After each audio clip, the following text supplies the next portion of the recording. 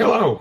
It's time once again for FAA Safety Briefing Live, and we're featuring Birds of a Different Feather, which is the November and December issue of this magazine. I'm Paul Prydecker, and I'm joined by my friend and colleague Susan Parson. Hello, Susan. Hi, Paul. Nice to be here. We don't often have a chance to share the same space when we do these, but it's nice to have you here, and we'll look forward to getting through the program. Indeed, even if it is cold in Wisconsin right now. Well, it's just the beginning. I can tell you, it's just the beginning. But before we get started, we don't often talk about what's on the back cover of a magazine, but I noticed with some interest that Kenny G is on the back cover of this magazine. And during one of your visits here in October, we had the chance to go see him in concert. We did. And by the same, when I got the issue, I looked and saw that he's on the back cover as an accomplished musician, of course, and as an accomplished pilot. So that was fun. It was fun indeed. Yes. Yeah. Susan, talk to us about Wings credits and how people can participate in that. Sure. One of the things about this program is that you can earn Wings and AMT credit. If you click on the link that's on the right side of the program page and follow the links, you'll get to a quiz. We try to make it pretty simple and straightforward. Pass the quiz after you've watched the program, and you get Wings credit for it. So we encourage you to do that. And what's one of the best ways that they can get through the magazine to get their Wings credit? Actually, we'd like for you to read the magazine. Yes. We try to make sure that we cover the ideas that are in the quiz during this program, but it's really just not possible to put everything on a few slides. So this is intended to be a little bit of an introduction and hopefully make you really want to go read the magazine. And right here is your link to a print copy. Perfect. And we also have archive broadcasts for people who may want to go back and review or to maybe see them for the first time. Yes. We have a slide that indicates how to go and select those as well. Yes. And we're getting to have quite a library of content now. So. Well, I suspect it'll continue. I hope so. So, Susan, as we often do, we talk a little bit about the magazine and what the role of FAA Safety Briefing is in the community. I'm always surprised and delighted by how creative your staff is. I mean, certainly you're one of the contributors on the writing side of it and editing, but you have other great contributors and marvelous designers. I always like their creative input. But tell us a little bit about the magazine and what its goal is. So as you'll see on this slide, we aim to be the safety policy voice for a non-commercial general aviation community.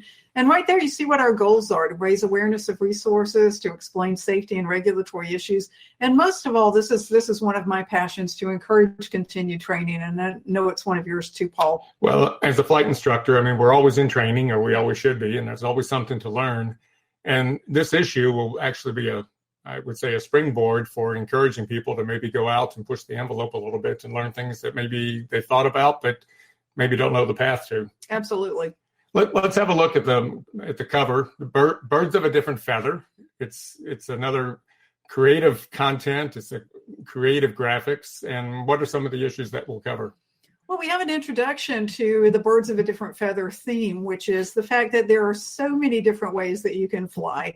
The things, and for those who are interested in drones or unmanned aircraft systems, as we are also call them, there are still more opportunities coming up every day. So in this issue, we're going to talk about experimental aircraft. We're going to talk about some of the things that are coming along, like electric aircraft. You can start to read more about that. We bring up balloons and some of the things about light sport aircraft have been around for a while. But just because it's small doesn't mean that you can just jump in and go fly it. When I read the article, it certainly brings to mind the fact that you just can't jump in. You do need some training because it poses some challenges because of its design and because of how it's built and its purpose. Absolutely. So let's get into a bit more of the content here. One of the things that I've mentioned this before on some of our other broadcasts, and you know this. I used to do some training flights for instrument training that was a very intensive cross-country program.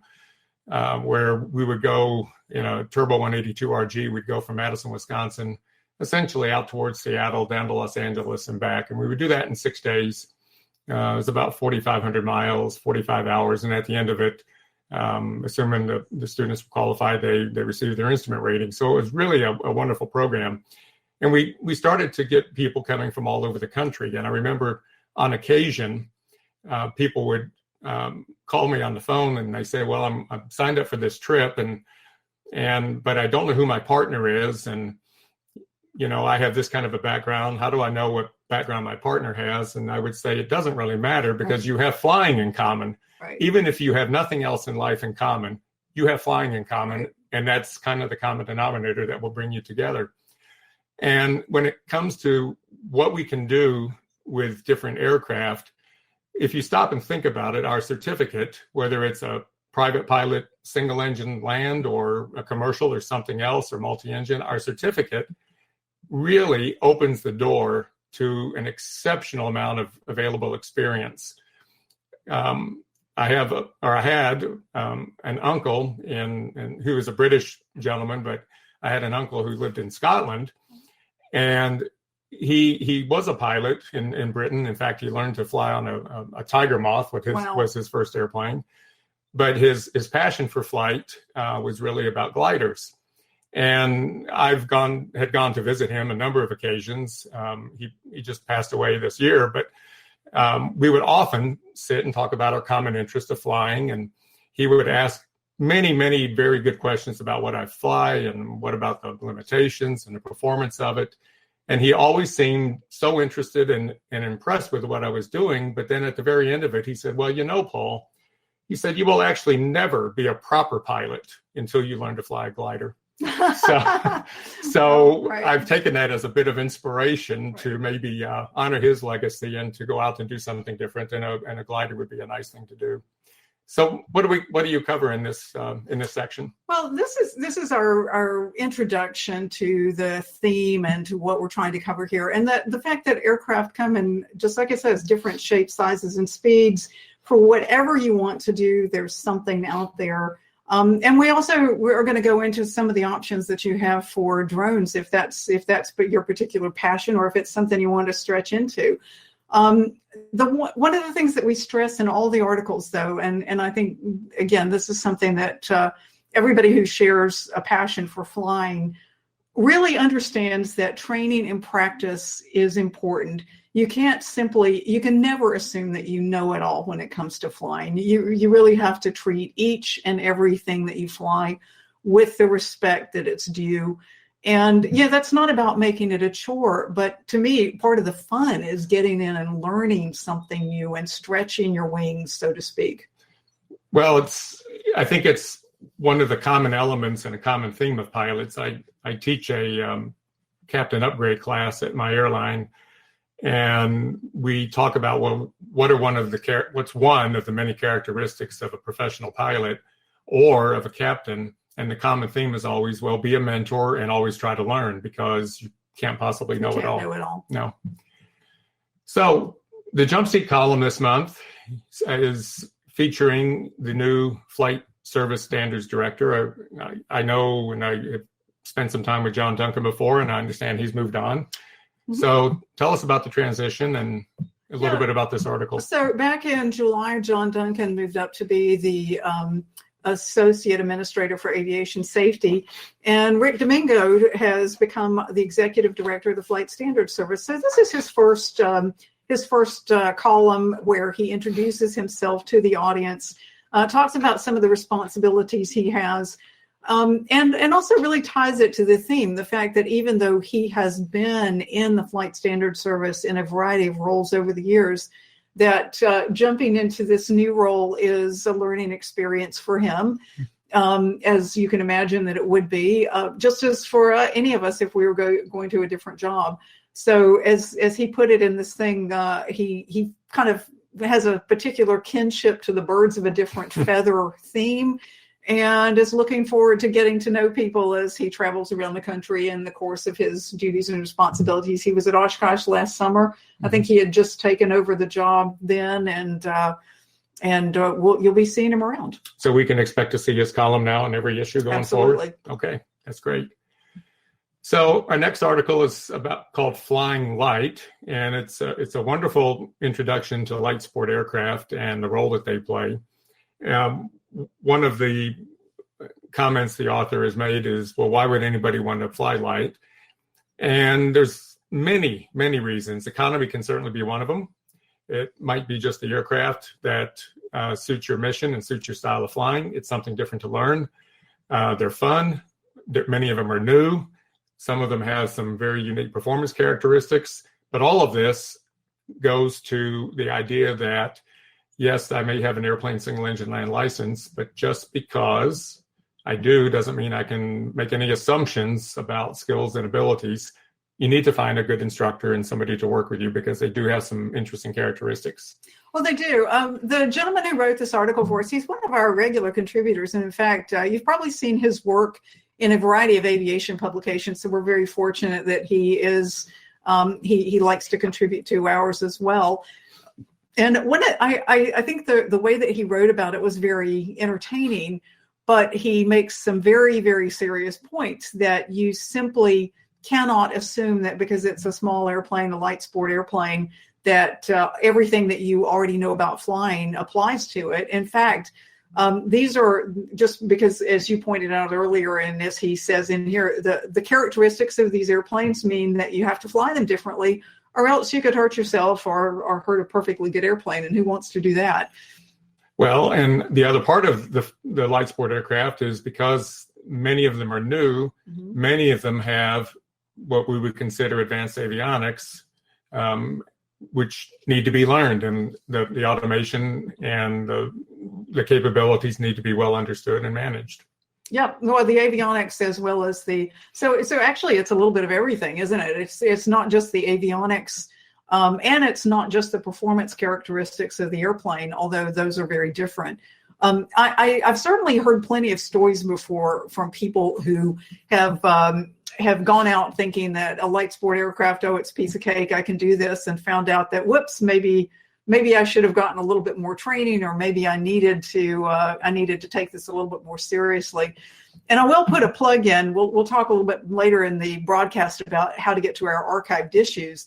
But we did a piece a while back about thinking about transitioning to other airplanes, not as moving up or moving down, but moving over, because moving down seems to think, oh, well, this is going to be easy.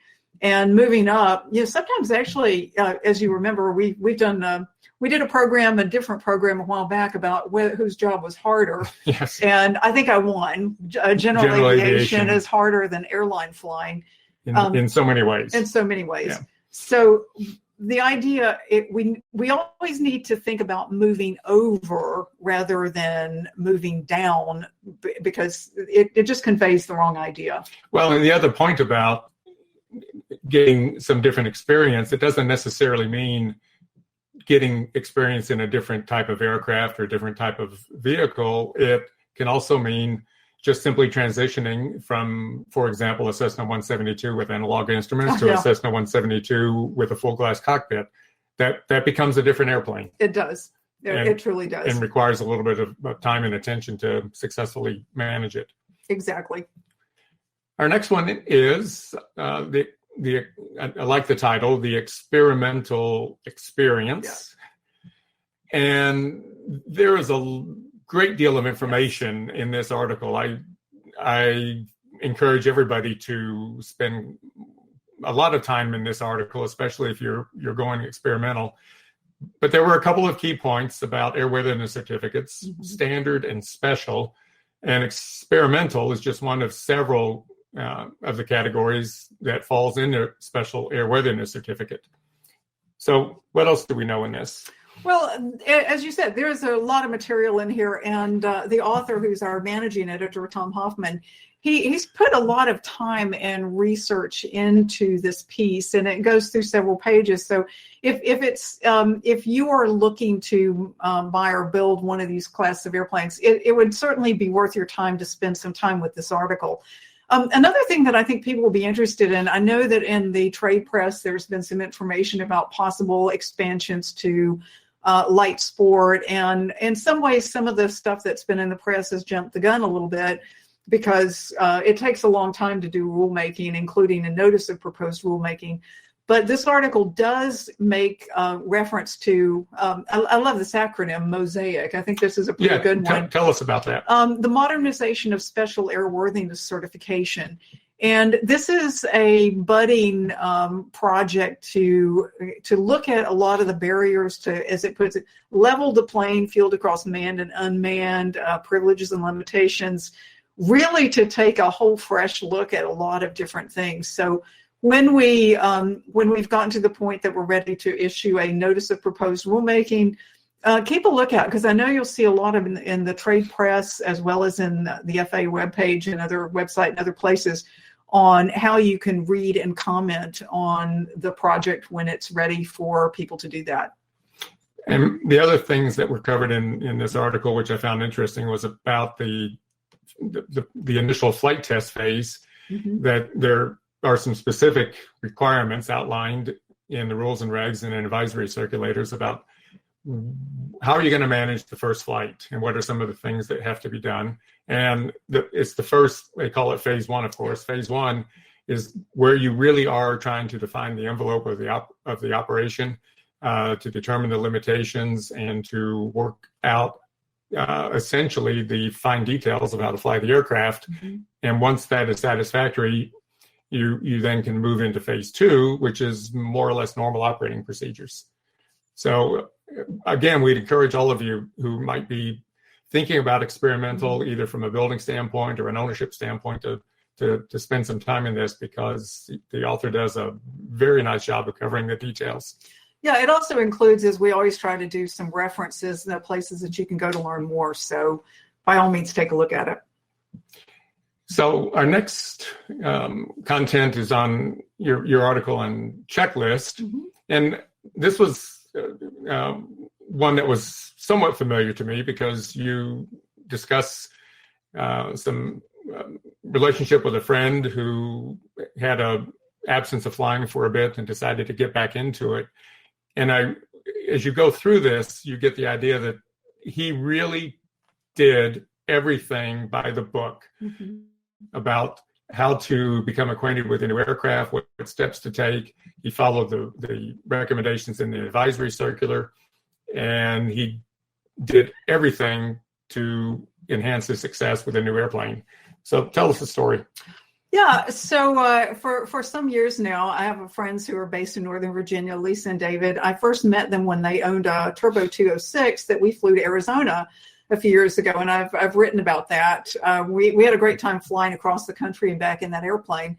And then they got out of flying. You know how it happens for all of us, life gets in the way, and they had a little bit of absence from flying. But I'm very happy that both Lisa and David are getting back into it. Lisa is flying with, I think it's 172 with a club. And David is buying this an airplane I hadn't heard of before. And this is one of the wonderful things that we get into with Birds of a Different Feather. I've learned quite a bit about types of airplanes that I never knew before. But this particular one, the PJ 260, this is not something that you can just go find on a field and rent.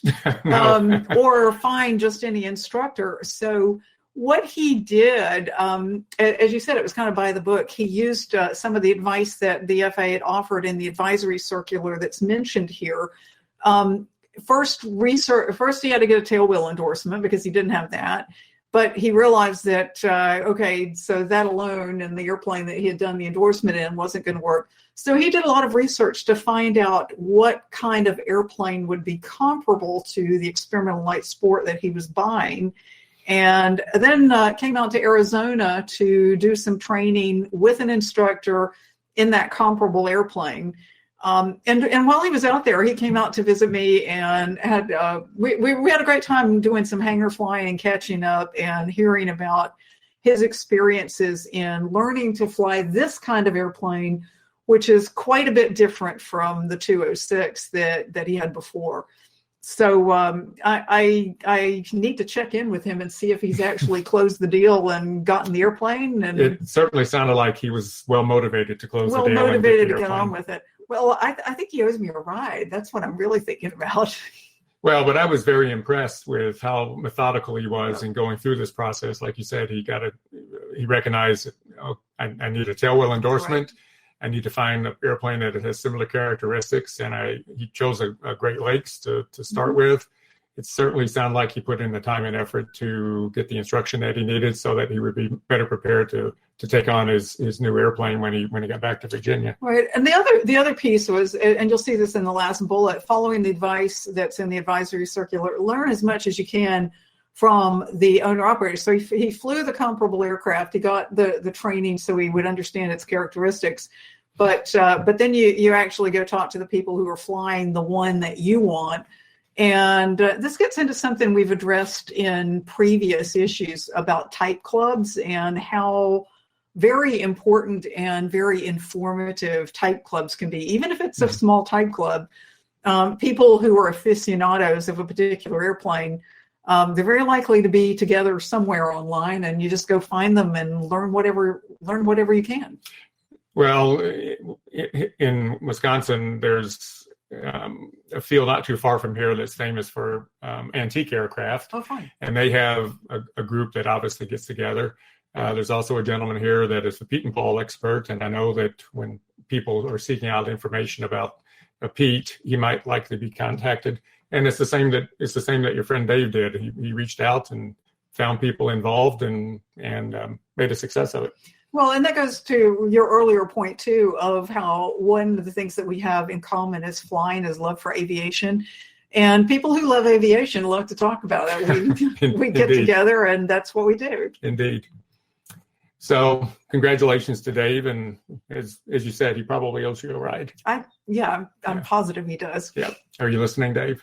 So our next article is really discussing the technology that's on the forefront in many industries, certainly the automotive industry with electric vehicles.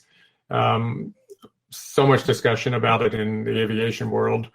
The benefits are obvious in terms of noise and sort of the environmental considerations.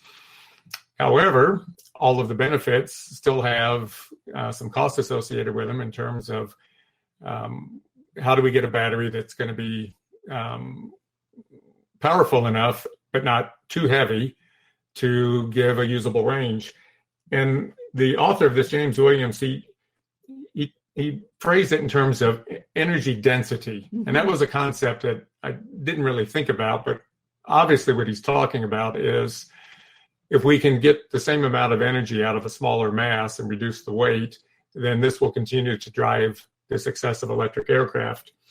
I was impressed by the comparisons that he did, comparing how much you can get out of, for example, jet fuel compared to how much you can get out of a battery, and batteries have some way to go. However, there's been exceptional progress, and getting aircraft ranges of an hour or 2 hours is not out of sight anymore. It's now quite achievable, and the technology will just continue. So obviously the challenge here is how do we improve on battery technology to reduce the mass and weight, still produce the desirable power, and make a business case for this market to really expand. And the author made a comment about, 5 years ago, he thought maybe we were on the sort of philosophical, prototypical, testing this as a concept, but in 5 years, they've made exceptional progress to where we'll see this more and more. Yeah, I liked it. I thought it was fun. He talked about chemistry and cobalt, and yes, and this was actually a little bit of a chemistry lesson for me. Some of it I knew, but when you talked about the way he pulled the concepts together, the fact that cobalt is used in a number of applications, like our favorite lithium-ion batteries. what the things that battery manufacturers are looking to do, maybe trying to find alternatives to cobalt because of all the issues that are associated with it. But he also makes a point about the research and development. And I think the last bullet point here, it's a little bit of a double-edged sword. On the one hand, you have a lot of benefits because there's research that's going on across the board. But on the flip side, as he says, it means competing for cells with lots of other technologies. It's not just transportation. Well, and the reason for that is that the aircraft manufacturers, of course, not making their own batteries. They have to rely on outside sources. And those outside sources might be making batteries for aircraft, but also for cars or other applications. So the competing for cell strategy is certainly a kind of a market-driven concept. Yep. But it was a fascinating article, and I learned quite a lot. But he did such a nice job of talking about energy density, and that really sums it up. He did, and I think when he also talks about the car he drives, which has I guess it's one of the hybrids. But I remember thinking when he's talking about that and the fact that battery life and all of these things are issues. Anybody who has a cell phone knows that battery life is an issue. I charged my iPhone, I think, twice today. I got a lot of use out of it. But think about what's happened just in the alkaline battery industry. We have batteries printed with the expiration date, and it used to be 5 years. Now it's 10 years. So clearly the technology is improving and going in the right direction, and it will be interesting to see this develop. Once they have this technology mastered, then of course it can be applied to larger aircraft with more capability and more range, and it's an exciting segment of the market. Well, it is, and even though there's still a way to go, this is one of those, because lots of people are working on it, and it's being worked on a lot of different fronts. I think we're seeing advances already, and who knows, a few years from now, this may be the way to go. It could be. I guess we'll see. We will. And our next bird is hot air balloon. Mm-hmm. And what about you, Susan? Have you been in a hot air balloon? I have. Years ago, for my birthday, took a balloon flight. This was in the Northern Virginia area, and I remember it being calm and quiet and peaceful, and it was nice, except that we were in the Washington, D.C. metropolitan area, and the balloon, the guy who took us for the ride, it was a big group of us, he had to have a little clip-on transponder because, of course, you can't fly in that airspace without a transponder. And at one point, when I remember, I laughed my head off, because he was talking to air traffic control to let them know what our position was, and he was trying to make sure that we didn't float into airspace we weren't supposed to be in. And at one point, air traffic control tried to give us a heading, and the balloon pilot informed him that we're a balloon, and then the response was, well, disregard. And I thought about that when I was reading this article where this is actually advice to balloon instructors as much as anything else about some of the planning that you have to do for the unexpected. The fact that, and it puts it here, planning for a balloon flight involves more than simply obtaining a standard weather briefing and going forward. You really have to have plan A, plan B, plan C, plan D, etc. Well, and I too had a balloon flight many, many years ago. It was in Napa Valley, so it was a beautiful setting for a balloon ride. And that's where I first became aware that I might be afraid of heights. That's a weird thing for a pilot. Well, it's that unenclosed feeling that I didn't particularly care for. But nonetheless, it was a beautiful flight in Napa Valley across the vineyards and everything. And I could tell that there was an exceptional amount of coordination between the balloon pilot and his ground crew, who were there to, help gather the balloon upon landing. So there was a lot of coordination of that. But in this article, the one thing I had never stopped to think about was that a standard weather briefing with winds aloft at 3, 6, and 9 is not that meaningful if you're a balloon pilot. And they talk about microclimates and micro weather reports where you can get readings of winds aloft in much more granular form than we're used to as fixed wing or rotorcraft pilots, and that there are some tools and techniques that the balloon pilot can use to predict with reasonable certainty where things will go. However, we all know that the weather can change. The role that inversions play in a balloon flight was something I didn't really appreciate. We all sense them in powered aircraft, but they have a significant effect in balloons. But it was fun reading, and it brought back memories of my first balloon flight, and having to look at the vineyards from a balloon, and also thinking that maybe I'm afraid of heights. So I've managed to contain that as long as I stay in an airplane. Enclosed. All right. Yeah. Well, just have to think about which birds of a different feather you choose to go try. There's right. something for everybody. That's right. FAA Faces is a highlight where a person within the FAA family is highlighted for their contributions and what they've done. Thomas Leahy is this individual, and what can you tell us about him? Well, it's a really fun article. I've known Tom for quite a few years in different capacities in the FAA. I had no idea that I think it's really cool that he bought his own airplane for training and then owned and restored several of them. He's got a lot of flying experience, including the Beaver and the Otter, and that is always fun. Plus the Ford Trimotor. If you've never been in that, oh my goodness, that's fun. So I'm very jealous that he got to fly that one. He's done airline flying, but one of the things that he's really focused on since he's been in the FAA is some of the experimental and light sport community, and in how to, I think the way he talks it, you'll see that in the next to last bullet on this slide, implying safety enhancements in a way that still allows for the goal and the spirit of experimenting. So this is we're trying to make sure that we provide safety, but without any kind of heavy-handed way that would take the fun off of what we're trying to do, or the joy and the spirit and the benefits of doing experimental flying, which is one of the things that some people really like to do. So if you'll see that he's got a Belanca Viking, and he flies around the country, and you tend to see people like Tom in air shows. So I'd kind of like to make the point, and this gives me another opportunity, I think, as we've met people through FAA Faces, there's sometimes a view that people come into the FAA and stop flying, and that's just not true. No. That's absolutely not true. Everybody I've met has had some very connection to flying, and a great deal of experience. Well, experience and passion for it. And in the GA community that we serve and work with so much, most of us, many of us are passionate about flying, and we get out and do as much as we possibly can. For sure.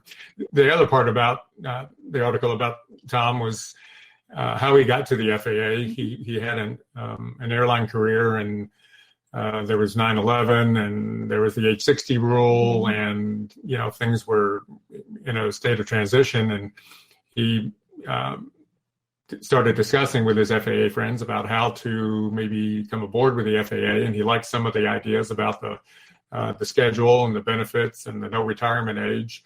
And I thought that's just going to apply to so many people. But if people are interested in a position of some sort with the FAA, is it possible, and how does somebody do that? Well, I'm glad you asked that. My bosses will be really happy that we're plugging employment with the FAA. If you go, any jobs are posted on USA Jobs, which is online. You can just Google USA Jobs and get to it and see what's available, what the qualifications are, apply online, and hey, who knows? Maybe we can persuade you to come work.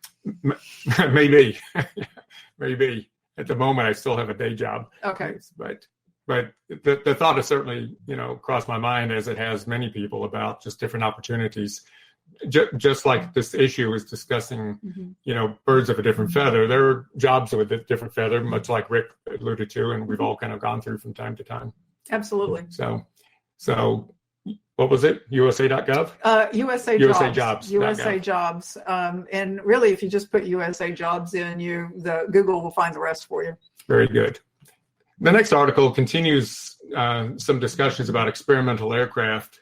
Tom Hoffman, who of course is a major contributor in this magazine, Angle of Attack, it's discussing some of the benefits of experimental aircraft, the fact that the accident rate for experimental aircraft has gone down, even though the flying hours have gone up. So that's a very good trend. But one of the things that I think many experimental builders and aircraft owners think about is, well, what's going to happen on my first flight? How will I manage that? And in another article here, somebody had made the comment that there's an app for that. But app means? Additional pilot program. Tell us about it.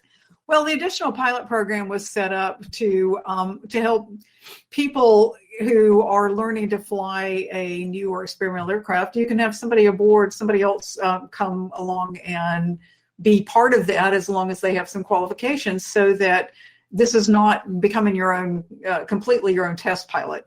And the Angle of Attack article talks about some of the things, some of the benefits and the safety enhancements that program has caused. I'd like to point out too that Aviation Safety Inspector Mark Guyron, who is in another FAA inspector who's actively out there flying in experimental airplanes, as a matter of fact. And as he puts it, what we're trying to do is to keep this program simple and easy to use. And the Angle of Attack column talks about how we are looking at expanding the program, looking at some additional things that we can do to help the community. It's good reading, and it answers questions about how to make your first flights safe, Yep. Informative, and give you some reassurance.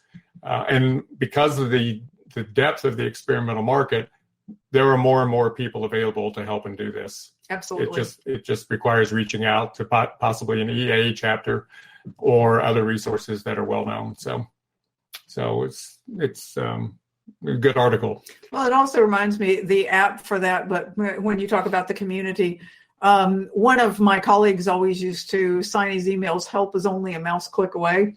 And that's pretty true. And in this day and age, you can go Google pretty much anything you want and connect yourself to a wide community. And of course, one of the things that the magazine does is point out some of the resources that you have for free through the FAA.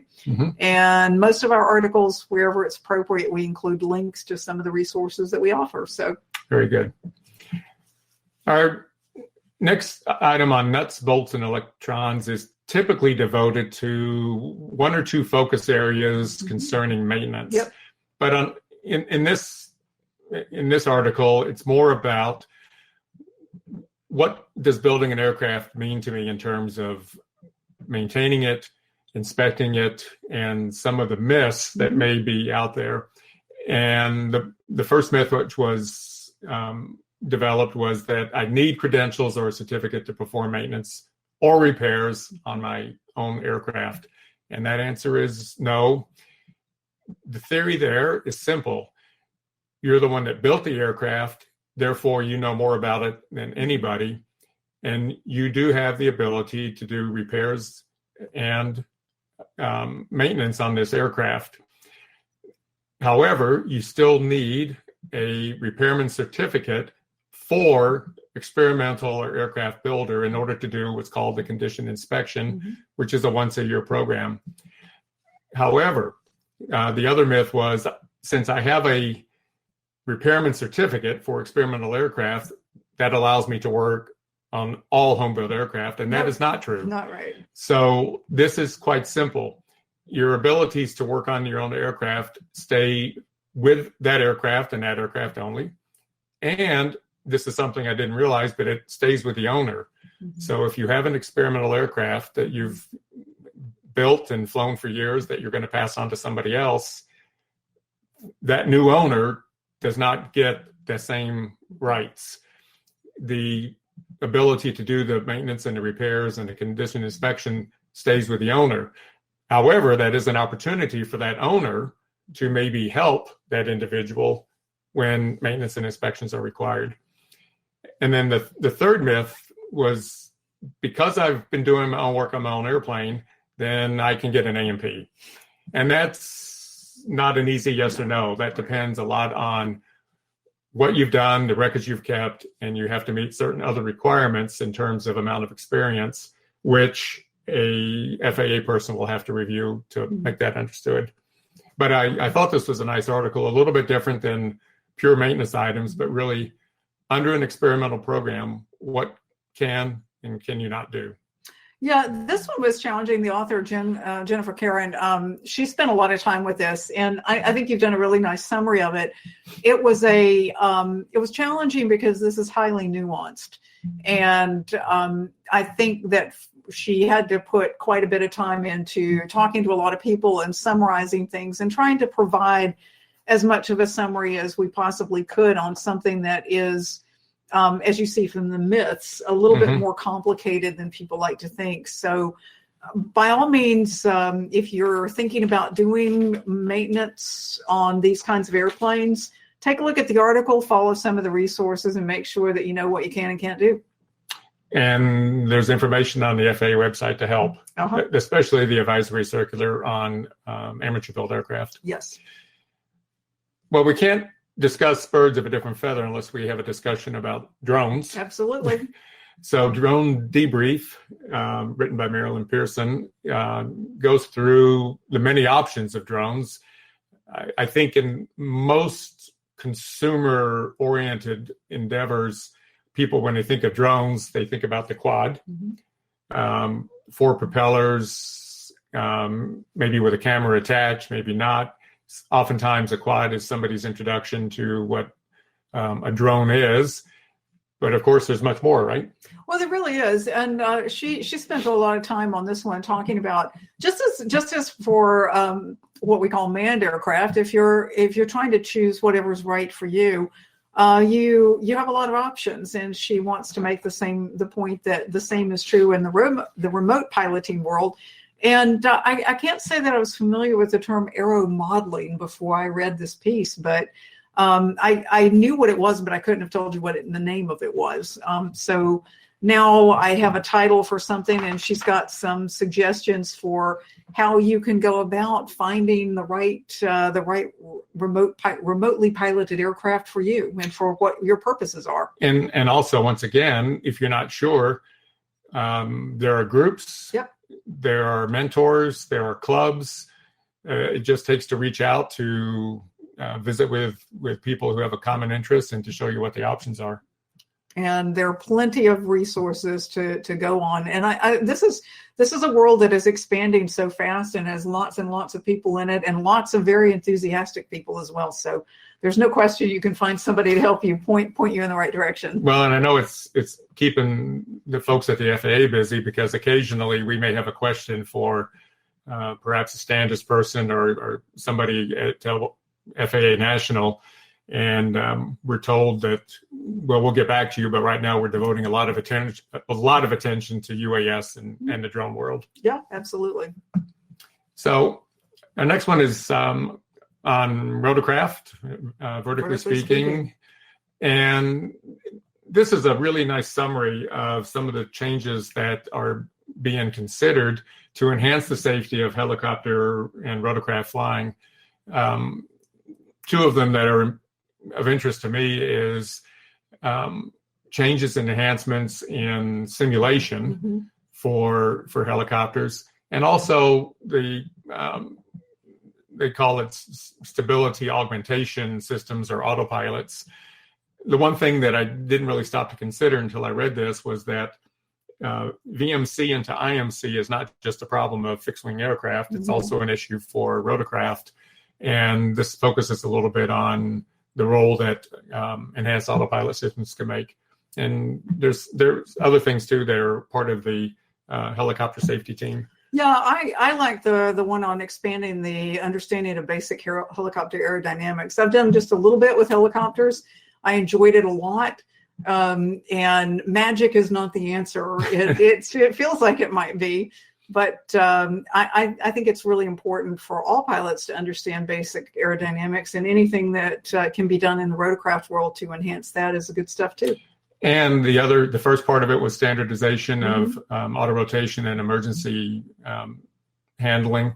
The Gene Trainer, the author, discusses some disconnects sometimes between how things are taught in a academic environment versus what's in the literature, versus what is coming from the manufacturer. and that all of these need to be harmonized a little bit to help improve safety and handling under emergency situations. Mm-hmm. So it's good stuff. And I have had no experience in helicopters other than I went into a ride for one. Out.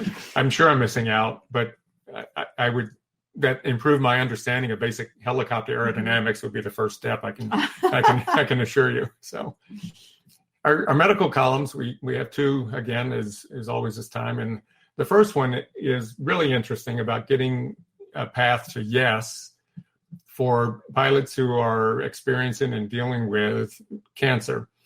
And the reason it's of interest to me is my professional life started many years ago as a biochemist doing basic biomedical research at a well-known cancer center in Houston, Texas. And during that time, there were certainly great strides being made, but it's exponential these days. As I have followed this industry in the background for quite a long time, since I had my early involvement with doing research in this environment. And the advances that are being made are significant, and they are helping create a path to yes for many people. So this is something that, of course, you need to discuss with your AME, but many of the issues that existed before that might have been a barrier to medical certification, in many cases are going away. Some of it is dealing with the drugs that have less side effects. And obviously the advances that are being made in turning these into treatable cancers that give people some path and some ability to carry on.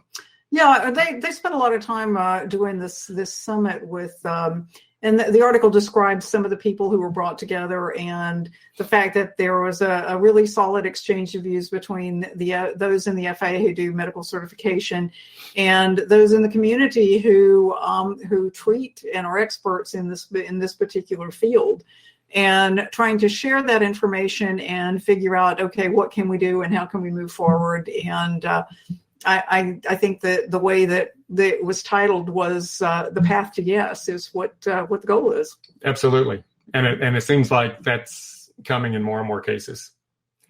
And the next part of the medical review is on asthma. Many people deal with this, and the one thing I learned by reading this was it's not something you grow out of. I know. I thought so too. I knew people in my junior high and high school that had asthma, and I would hear things like, well, eventually somebody they will grow out of it. But that's not the case. Mm-hmm. The symptoms might seem to abate because we just grow up, but we still have reactive airways and need some treatment and medication. And of course, the main issue for pilot certification is your ability to have usable oxygen. And at the altitudes we fly at, that effect is compounded even more. But the author points out that there are certain types of conditions where medical certification is not a problem. It's treatable with medication, and it's not a barrier. For other people, it might not be that easy. And the topic of special issuance came up. And if somebody needs to discuss that, how do they go about that? Oh, there's a lot of information on the web, but this is where talking to your AME will be very helpful. But there's an increasing number of conditions that AMEs can issue. That's the CACI program. And the whole idea is to have the discussion with your AME and just to borrow from the previous title, find a path to yes. For sure. And it seems like it exists as well. So our news topics are covered under the next slide, which is ATIS. And this is always a fun collection of things that are happening within the FAA and within the industry. We're not going to focus on all of them, but the wrong surface landings is very interesting because some data is highlighted that 75% of wrong surface landings occur at airports with parallel runways. So maybe that's a hint to study your airport diagram and to make sure you and your air traffic controller are on the same page. That 85% of them are general aviation events, and 89% occur on a bright, clear, beautiful day. There was a video which is referenced in this article on wrong surface landings about how to mitigate wrong surface landings, and I would encourage everybody to click on that and have a look. The null report is out, and the summary of that basically is good news. It is good news.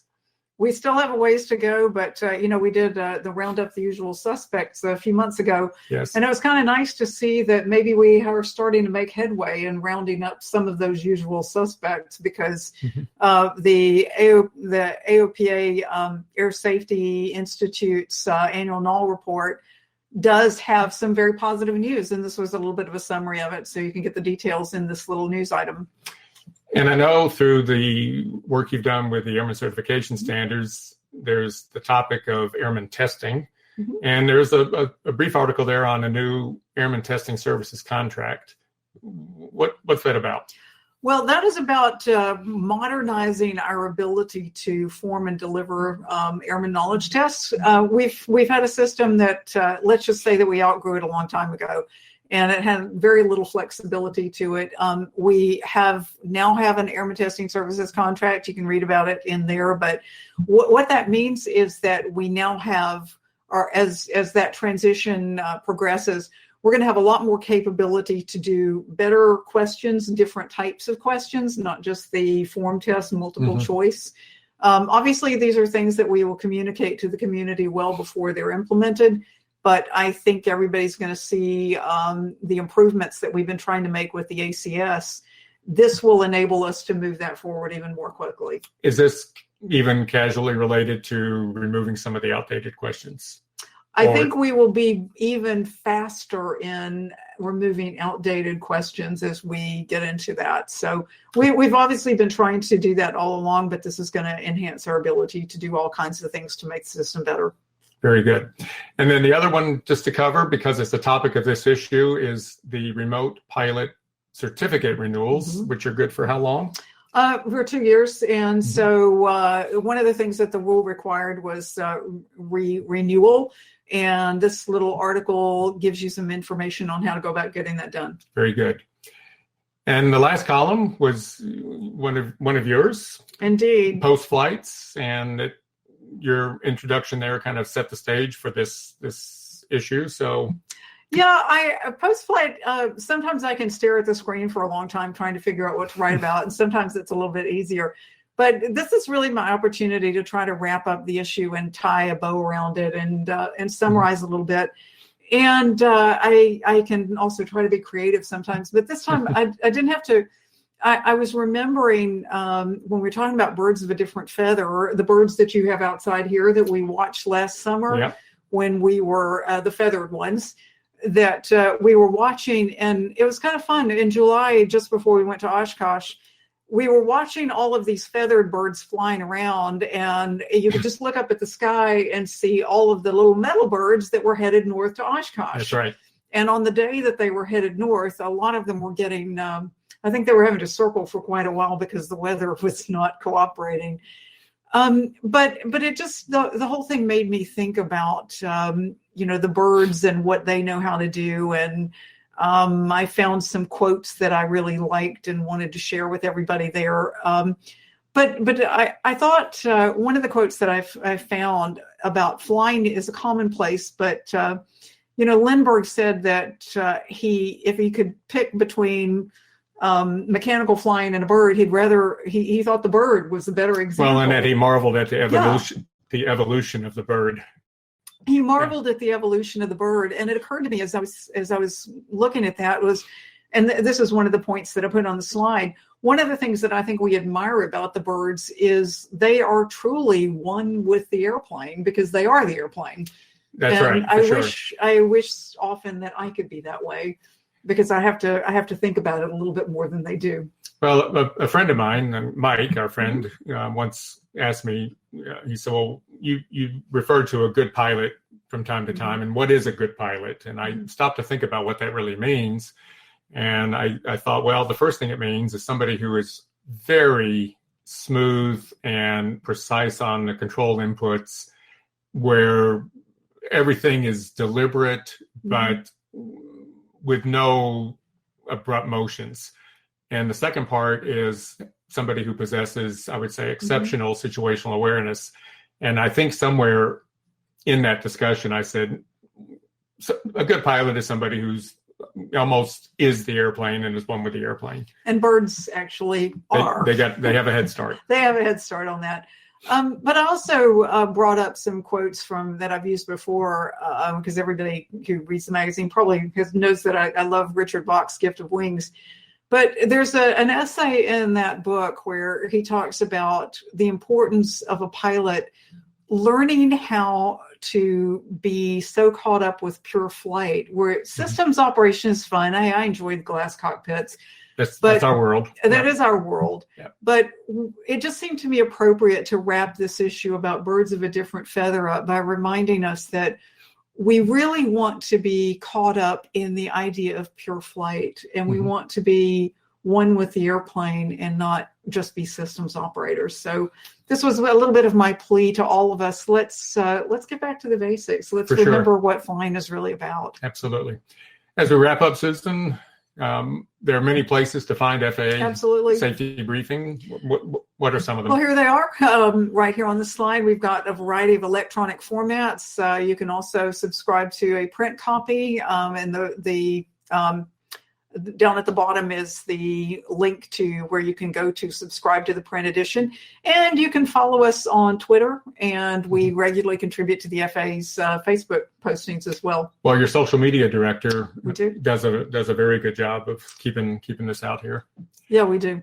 And as we mentioned before, we have an archive of the FAA safety briefing issues. This is just an illustration of both this issue as well as the past issues. Yeah, some of the ones that are available on the page that we showed you on the last slide.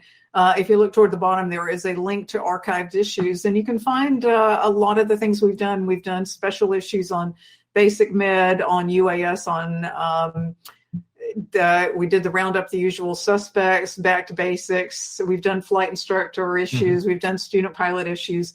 And a lot of that, we try really hard to keep it, to make it as timeless as possible, so that these are things that you can use as references for some time to come. So a lot of content out there, and it's free. Very good.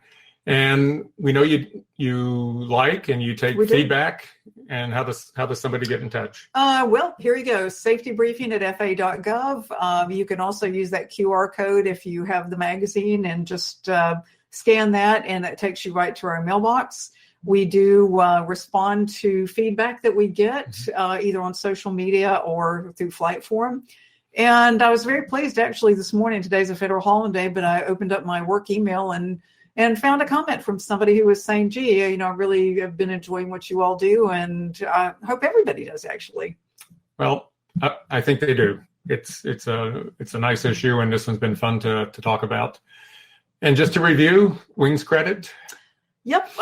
If you want to get Wings credit, just follow the link and click on the appropriate link. Follow the links, finish the quiz, and you get Wings credit for the course.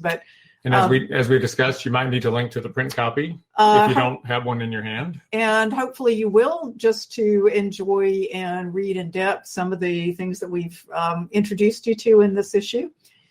And archive broadcasts are available as well. So if you wanted to get, if you missed a previous broadcast, or if you're looking to get Wings credit for something, all you have to do is follow the links, watch the broadcast, take the quiz, and there you go. Perfect. And our next issue, January, February, will be January. ADSB. All about ADSB, January 14th, 2019. So we'll look forward to that issue and to joining all of you again on FAA Safety Briefing Live. Susan, it's been fun to do this in person. Always. And we'll look forward to another program in January. See you in January. And in the meantime, happy holidays to everybody. Fly safe.